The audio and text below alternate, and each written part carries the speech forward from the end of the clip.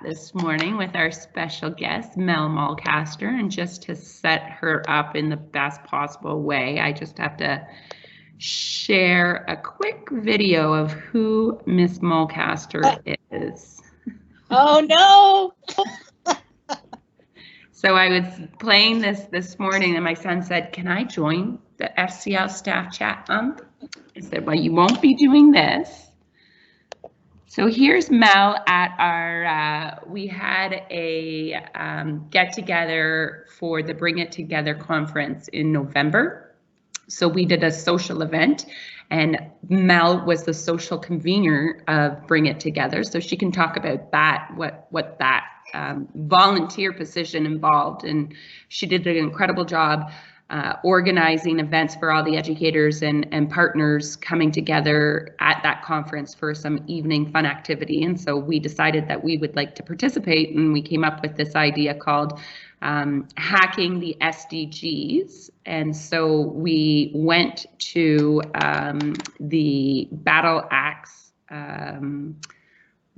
throwing place, and we had an event where we brought together a group of educators. It was so fun, and we each had, I think we ended up all competing, and I don't even know who ended up winning, but I think Mel was definitely, was it Mel? No, it was Kyle Kitchen.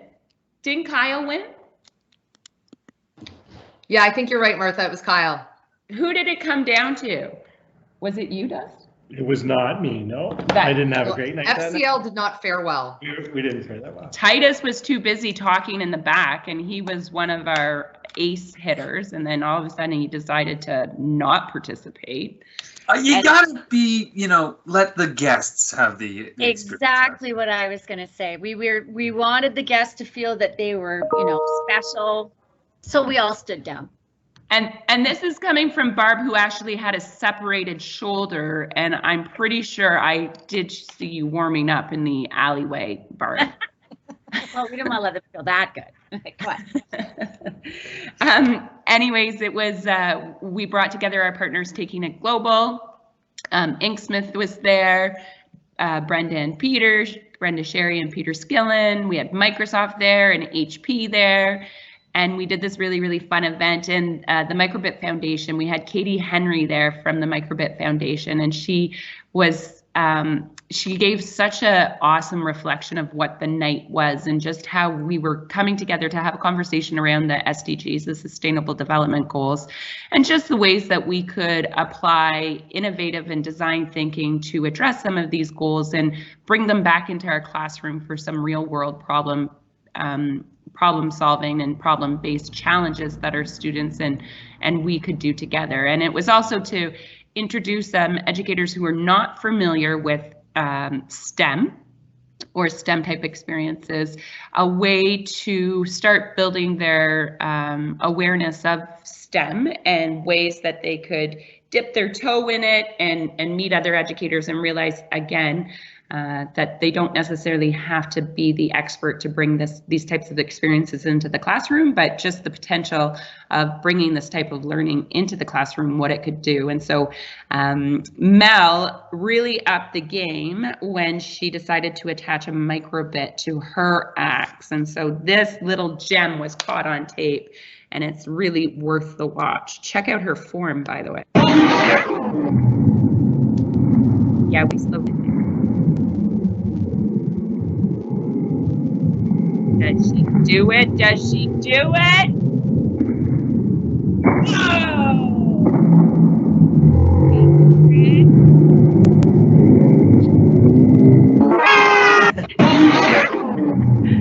Oh, that was such a fun night. So we've known Mel for a number of years and had the chance to visit her classroom and visit the entire time. So visit her classroom, visit her library, and just see all the amazing stuff that she does with her students and supporting educators. I think every professional learning that we've been a part of in Ontario, where it brought Ontario educators, there's Mel with their big smile participating and learning and contributing and supporting. So it's amazing to have Mel here to give us a peek into her world and new reality. But before you do that, why don't you talk about being social convener at the conference? Because that was a big deal for you. Well, thank you. I think you're giving me a lot more credit than I deserve, but you deserve it all. Well, basically wanted to just give people the opportunity after the conference to get out to have a little fun. I know we had a karaoke night at Margaritaville. I think that was the Wednesday or the Thursday. We had an escape room. About 15 people came out to that. We had the Fair Chance Learning event. David Carruthers organized another Ignite talk. Yep. So yeah, so hopefully, we don't know what will happen next year, but hopefully we can build on that. Regardless, we're going to have chances in the future. Everything will happen again, and I look forward to continuing to connecting with people. And I think that's what it's all about, is just, just having those laid back atmospheres that we can really connect with each other as people. And again, it's all about building those relationships, right? And that's what it's all about. Yeah. Yeah. That's awesome. So what's going on in your world now, Mel? Where are you at? Well, it's a lot of change, isn't it, everywhere? And I think yesterday, with the first day of online learning, it was, I think we're all in the same place where we're with our kids at home and trying to get their learning environments up. And then we're with our school districts and our classrooms and supporting our teachers and learners. This year, I have been fortunate to become the coordinator of library support services at the Peel District School Board. So my role has changed significantly, and really trying to roll out to teacher and to support teacher librarians who then in turn support their classrooms. How best can we support our learners, and what does distance learning look like? And I think that's the biggest struggle that everyone's trying to wrap their heads around right now, because we can't replicate what's happening in the classroom, and we have to think about really now, what is our pedagogy, and how are we continuing to maintain those relationships with our kids and providing them the voice and choice in their learning, and what does that really look like? So who's reaching out to you from your organization? Like, are you finding, this is only day 2, right, of the remote learning? So it's, sorry. So a lot of teacher librarians are reaching out to me. Other teachers are reaching out to me, principals asking questions about, and a lot of my role is dealing with copyright. So I know one of the biggest questions right now is regarding read alouds, and what are the procedures you should follow when reading aloud a story and then posting it online, and what are the permissions that, and there's a fine line too between deciphering what is fair use and what we still should abide by as far as copyright regulations go. And then we have the other handle talking about digital citizenship and what we should and should not be sharing in our online environments. I mean, that's a really another big one to handle, wrap our minds around, is, just because we can share something on YouTube doesn't mean we should. Right. So I was on with Calgary Board of Education, one of the instructors there, and they were asking about digital citizenship as well, realizing what a critical piece it is for our teachers and our students, and then also the parents. So what's Peel's kind of approach? Is there resources you're sharing? Have they been updated? Are they resources that went out in September, and like, what does that material look like? Because like you said, it's a different time. So the general copyright guidelines go out in September every year to all teacher librarians, to principals, who then forward it on to their staff. The last few weeks, we've been really, there's no I in team. We have been really working together to try and update those regulations, and what does it look like as far as we're going for distance learning. So we sent something out last week regarding read alouds, and yesterday we tried to share something that really broke the copyright down as to what you are allowed to post in online and learning environments and what we aren't. And with humility, I'm still trying to navigate the nuances of copyright. So it isn't a Google Doc that I modify every day, and I'm encouraging people to go back and check back with that, because I'm making mistakes. I'm not there yet. I mean, I'm sure by the end of this, I'm going to be pretty good at it, but I think it's something we're all trying to navigate through. So, and then from the digital citizenship side, what does that look like? Like, are there resources that are being shared, updated? Yes, that is the digital citizenship side, I think, is our modern learning team, as well as myself, are trying to share resources regarding around that. What was just posted in the chat window, the read aloud from Access Copyright, that definitely has been shared with our teacher, librarians, and staff. And there, the American Library Journal also sent out, has a website that links all the American publishers that are relaxing their copyrights regarding read alouds. Wow. I really like that term, relaxing. I think we need to focus on relaxing the assessments, the relaxing the demands or expectations for our students, for sure. So like, what does your remote support look like? So you talked about having an ongoing doc that's updated. Are you doing like PD online? Are you scheduling video conferencing? Is it regular? Is it ad hoc? So I know our modern learning team has been scheduling online meetings for teachers to reach out to students. I'm available. I'm available way too much, it would appear. So I usually respond right away to people when they send me an email. There's also a website that the team has created, along with Tina Zita, who has helped us with this resource. It's called Bringing the Library Learning Commons Home. It's something that we've tweeted out. So we're trying to find ways that, so for example, in the Library Learning Commons, we would often have provocations for learning and different ways students could show their learning through different. Can we bring that up, do you think?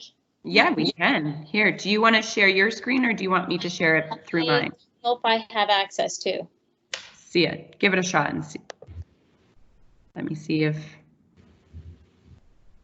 I go. So do you see on your status bar or the tray at the bottom there? I do, but it says only meeting organizers and presenters can share. Well, I'm going to make you a presenter. Boom. Oh, here we go. Share. Oops. What's happening? Can you see that? We're not seeing it. So when you click share, you'll probably get the choice to share a desktop, a window, or a particular. We need permission. Okay. Yes. PowerPoint. Oops. Okay, I did this the other day, I swear to you, but it's not working now. It's no problem. I got you. Is this what you want? Yes. And now what you can do is you can ask for control. So if you scroll over your screen, you should be able to ask for control. And then you can, here, give control to, do I see you up there? No. So try and ask to see if it prompts you as a presenter. And of course, because we're live, it's grayed out for me. Oh, no problem. Okay, well, I'll be your Van White. If you can scroll up to the top. I can.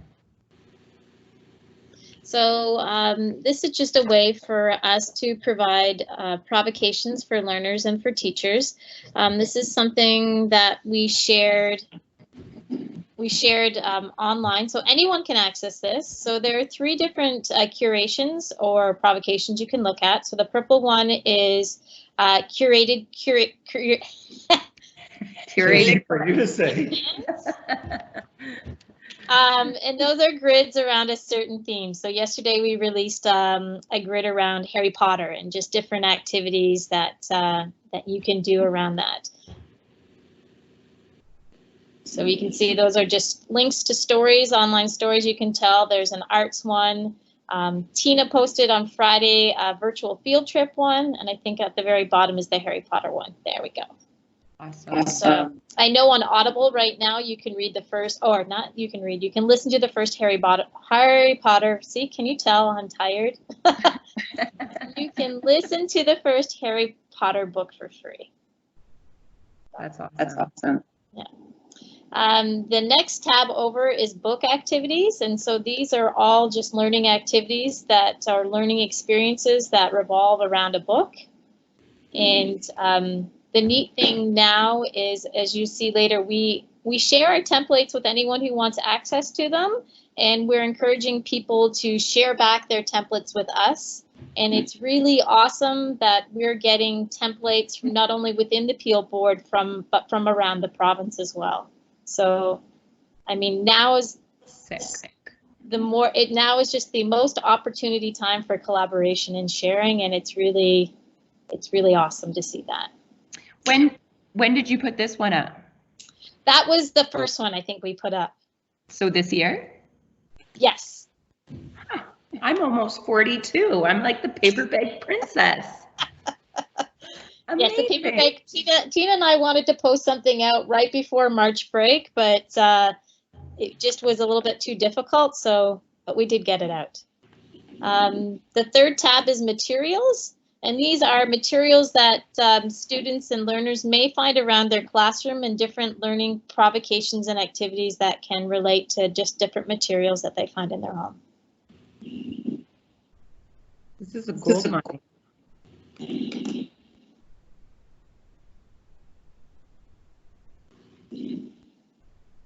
And the Play-Doh one was posted yesterday, and that one was from Heather Williams, and she is from outside the Peel board, so that's amazing. Yay! The next tab over is the template, so that if anyone clicks on the buttons that are below the picture of the template, it'll lead you to a forced copy of one of the templates, and then you can use and modify it for your own learners. I mean, we can create templates and learning provocations for your learners. However, again, we don't have those relationships with those learners, so we really encourage anyone to take a copy of those grids and make learning experiences that meet the needs of your learners. Like, we're just putting out general ones right now, but again, without those relationships with your learners, we can't really design things that would be best suited for them.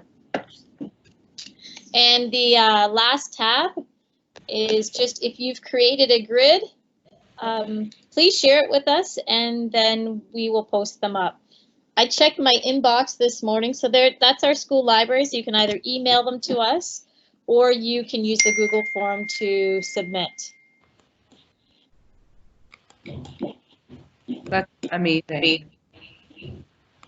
Well done. And so what made you think of this again? Tina and I did something similar over in December for the over Computer Science Week for we called it 12 Days of Books and Bites. So we linked picture books to coding activities. So as soon as I heard that we might be going off for 3 weeks, I reached out to her and I said, okay, what can we do to help support learners during this time as well? I mean, it was something always on when we reflected on our 12 Days in Books and Bites, we thought about how we might build upon this and share and even garner a wider audience and, a wider audience for, collaboration and sharing. And what a perfect opportunity. It's unbelievable. So have people in your district been using it? Yes. And we're getting a lot of emails and tweets from people outside of our district as well, asking for the templates and thanking us for sharing our resources. Tina made a wonderful video about tips on how to make a learning grid and the process that she went through and what you might consider when you're making that grid. Tina's amazing, just so you know. Yeah. I met Tina at my first ed camp or unconference. So they're pretty much the same thing, right? I don't know if it was structured as an unconference or an ed camp. And we were all in a room. It was like at Sheridan College, many years ago. And we were sitting in a room, and I think we were talking about math and technology. And that was kind of the topic. And we were all sitting in the room. And then all of a sudden she picked up the non-permanent, my language is right there with yours, you know, the highlighter, or no, not a highlighter. What's it called, Dustin? A non-permanent marker. And she started started writing on the whiteboard, and okay, maybe it was chalk in the chalkboard. I don't know, but she just like wrote a question and then said, okay, well, you know, what do you think? And then all of a sudden people started coming up and contributing ideas, and then, you know, are you in elementary? Are you in secondary? Do we want to focus on the different divisions? And within the room, there was about 50 of us. We ended up breaking off into little conversations, but at the end of it, we were sitting in a circle and sharing what we had learned. And it just happened so organically. And I was like, wow, but it really took her to step forward to like kickstart the conversation. And obviously she's incredibly skilled at her as a professional, but you know, just an amazing leader as well. So she is awesome, I agree. So for the people, the educators, so from my experience, what I witnessed with the parents yesterday, like my friends emailing me, have there been tears at your house, or texting me, have there been tears at your house yet? And then I put a picture of my daughter's face when she FaceTimed me, and she's like, there was a realization that there's a lot of work that needs to happen in terms of the digital skills and the gap of the digital skills for our educators. Yeah. So I'm asking you, what are your thoughts around that? What do solutions look like for, and I'm asking actually everybody on the call, what are some of the solutions that we're architecting to try and meet the needs? What does that look like? Because it's going to take a lot of work. That is very clear. I think we need to I think we need to go slow to go fast. I think we're all just working at a breakneck pace right now. And do we think we're pushing out solutions right now, but we may not be pushing out the right solutions or what's right for our kids. So I think everyone's frantic right now that we have to video chat and online and all this stuff. But we don't. That's not absolutely necessary for our kids to learn. There are other alternate ways that we can get our kids to learn. And what is the balance? I mean, certainly we don't want kids stuck to a screen all day, and they don't need to. And then the whole equity piece needs to come in. If a family only has one computer and 4 children, all those children can't be on the computer at the same time. So what pedagogy and what underlying methodology do we need to be applying, and how do we really need to wrap our heads around the balance between, you know, certainly everything needs to be pushed out online, but what can be done offline versus, and again, I guess it's the asynchronous versus its synchronous environments, and how do we balance that? Mm-hmm. So to our staff members in the chat, what is one success that you've seen or that you want to celebrate? What's one thing that you're like, wow, that was a great example? I'll go, Martha. Sure.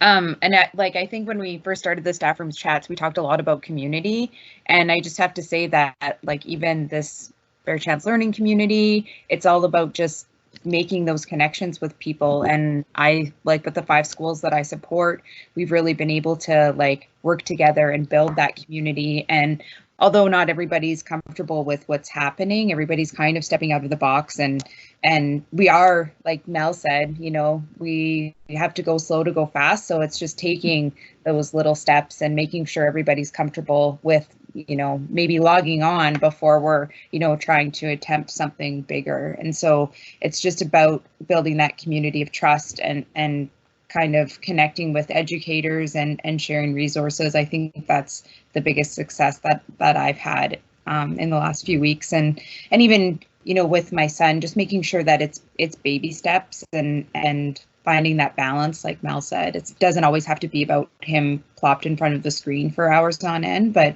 you know, finding a balance, finding the education that's outside as well that they can tap into. So. Awesome. Anyone else? It's a good question, right? Have to think about it. While you're thinking about it, I'll share two.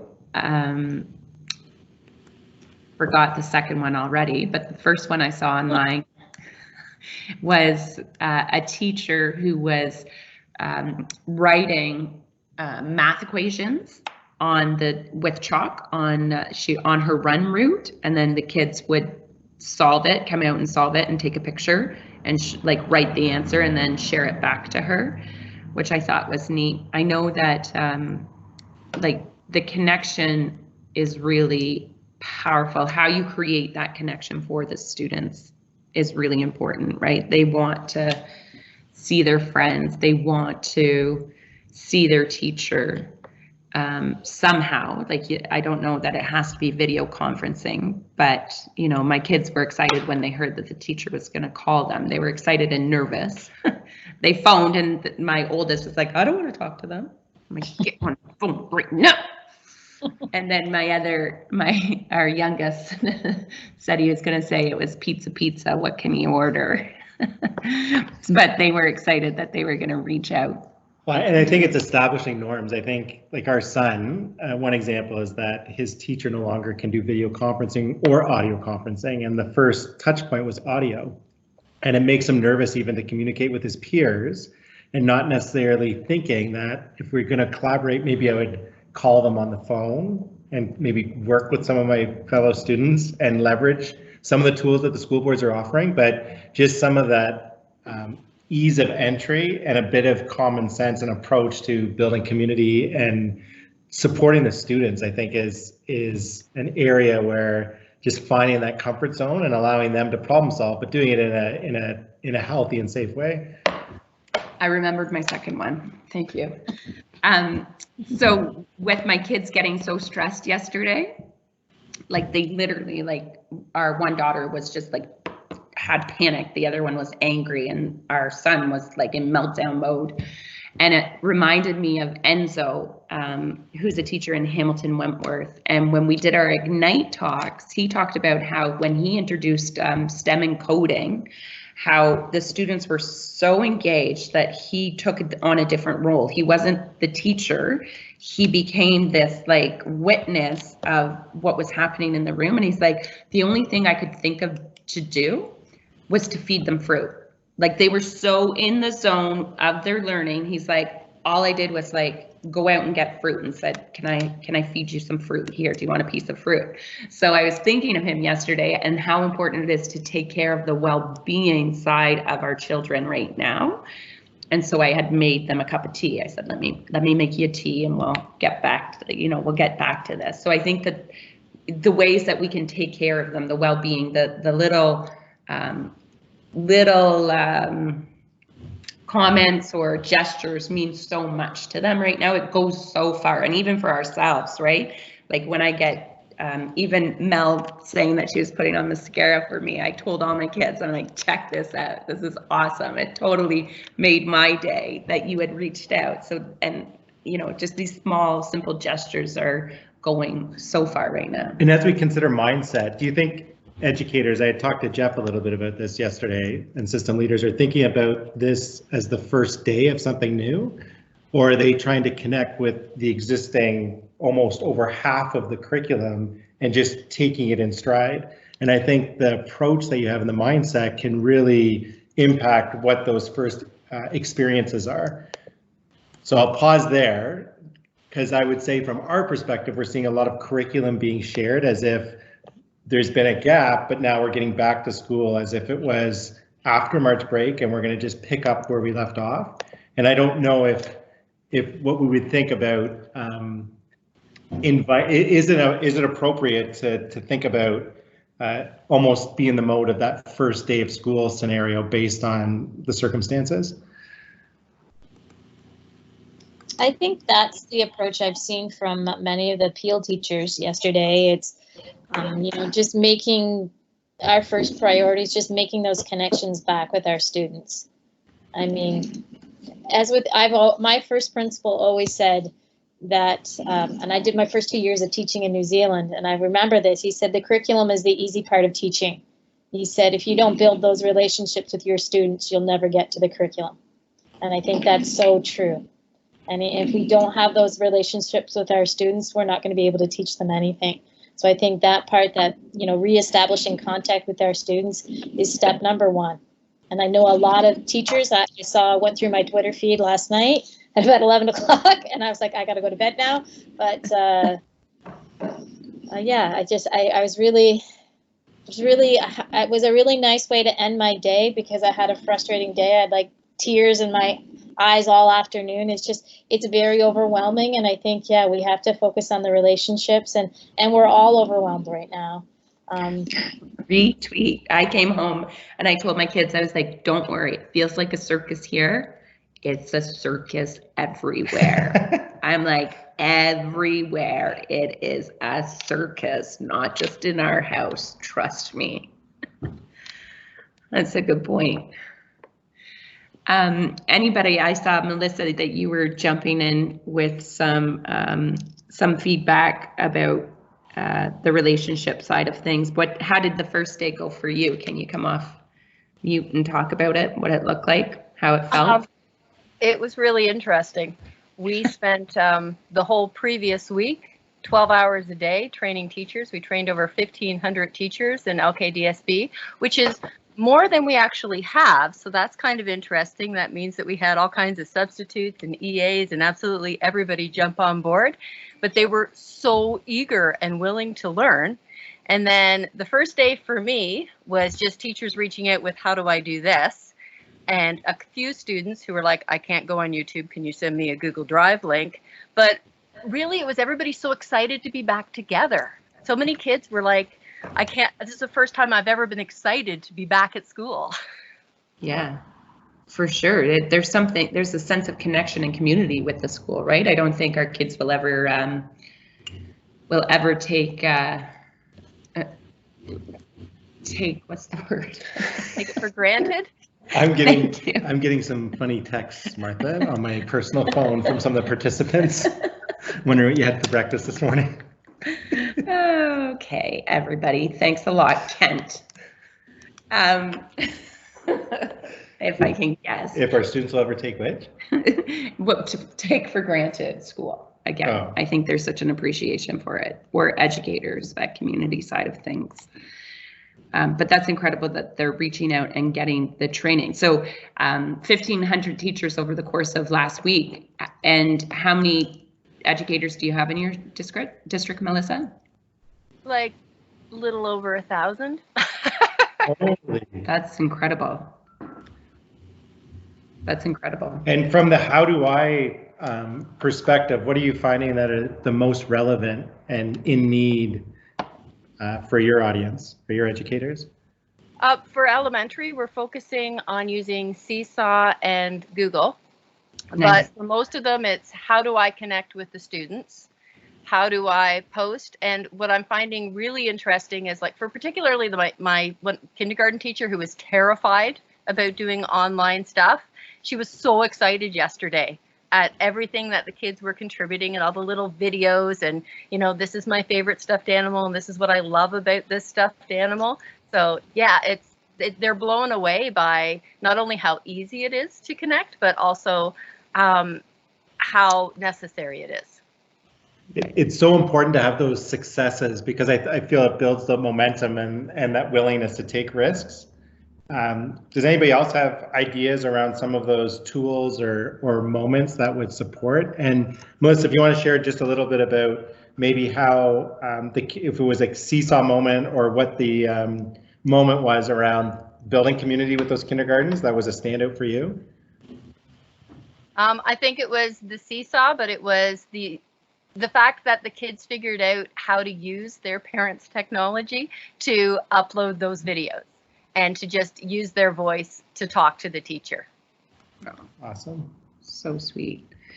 what I love about Mel's collection too is very much focused on making. Like, I think as the students can get their hands going, that body-brain connection can be calming for them as well, and can be you can like get in the flow of learning much easier. Like if you're sharing about your teddy bear or the Play-Doh scenario or Lego. I'm definitely going to do the Lego challenge this afternoon. I think you can get into the flow of learning, and that can distance some of the stress and anxiety that you're feeling. So making it very like the maker culture, I think is important as well. So I love those activities because I think it again relieves the stress of having to run an online and learning environment and taking the pressure off of that, but saying, you know, here are some activities, maker-based activities that you can focus on, and then share back the learning through this online communication. So to relieve some of that, right? Because I mean, our grade 3 son, his keyboarding skills, unless it's ASWD for gaming and a game mouse, but like actual keyboarding isn't strong, right? And that was really, or developed, and that was really clear yesterday. But if he could be reflecting on, and through voice, as Melissa mentioned, or video, it's a different way to engage them and elicit response. Any other thoughts from those on the call? I posted a link. There was a math teacher in South Dakota that he was trying to communicate with his high school student about math, and she didn't understand, and he knew she only lived a couple blocks away, so he went outside the glass door, if you look at the picture, and did the math problems on a whiteboard while she stayed inside. I know we all can't do that, but I think the takeaway from this is, you know, there's those moments that we're going to have to be creative, like Melissa said, and think out of that box and see what that looks like. So I was just huge kudos to this guy. That's awesome. Awesome. So Mel, what does the rest of the week look like for you?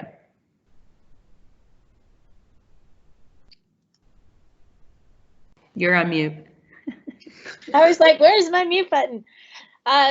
Well, I have a list of things. So every night I make a list of things that I need to do. My list today is about 10 long. I got done 4 out of the 10 from yesterday. So that's good. I just, you know, just thinking about, you know, while you're talking, I'm so glad I was here today because I'm thinking about how I might continue to push forward the learning and how I might continue the sharing and the collaboration. So I know we have that Bitly site out there, but how might I gather responses from students, and how might we celebrate that learning in a way that everyone can see it? So maybe could I, you know, make up a Jamboard that everybody could put pictures of their things, or a Padlet, or something that's openly accessible to anyone in the province, or, you know, in the country or in North America could add to. So that's really thinking. I want to continue to create resources to support our teachers, especially, you know, what's available in our virtual library collections and how to use our databases, and, you know, how we can differentiate learning for students, because there's so many features in those databases. Like you can have it read to you, you can have it translated, you can record it, you can download recordings. There's so many options, I think, that, you know, we just don't know about, and now is a perfect time to capitalize on these things and make sure that everyone knows. So, yeah. So, you know, at the end of the day, I think my thing is to make a list of things to do. And once I'm getting 2 hours to the end of the day where I need to start working, I need to start prioritizing too, I think, and thinking about that mental wellness piece, because I know myself, and I will work myself until I get sick, because that's who I am. And sometimes I'm very good at giving it advice, but not taking it. So, well, here's your advice again. But what I've heard, though, and what I've witnessed is the exhaustion of the leaders and the coordinators and people who are working nonstop, you know, the 14-hour days, and really, because there is no division between my work life and my home life now, right? It just blends right into one another. And so definitely establishing the boundaries. And, Titus shared with our team a little graph of our team's use from the beginning of March to now. And so I think it started at the beginning of March, right, Titus? Yeah. And so what you see is just an unbelievable growth over, after March 17th, like just the hours and minutes that we have spent on calls in this environment using Teams has gone up huge. But what struck you, Titus, about the graph?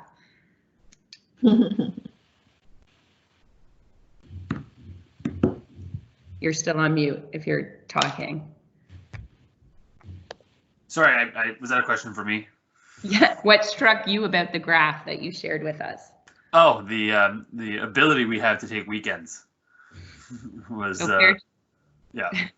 Fair Chance Learning has the ability to turn off Teams over the course of the weekend, which is, I think, our a saving grace for our organization, because we are working long days as well alongside our education partners. But it's nice to see that through the week it's like this, and then come, I don't even know what time, but I would dare say Friday at 5, we wrap up with a team call, and then there's a nice little drop off until we ramp up again on Monday. So I'll be watching that to make sure that we keep that pattern going from our side of things. But it really does, you need to unplug. And I saw something on a great tweet on or it might have been their Insta story, and they're like, everything seems to fix itself if you just unplug it for a few minutes, including yourself.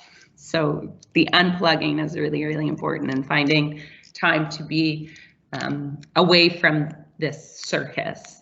But I thank you, Mel, for coming on and sharing this invaluable resource for us, because we'll certainly be sending it out. And as Jeff said, taking advantage of it this afternoon with our kids, because it gives them choice, which is so important too. It gives them a sense of agency over what's happening in the world. If they can choose, an activity that they're engaged in, I think that helps with managing their stress level. So thank you for that. And thank you for giving us a heads up of what's going on at Peel.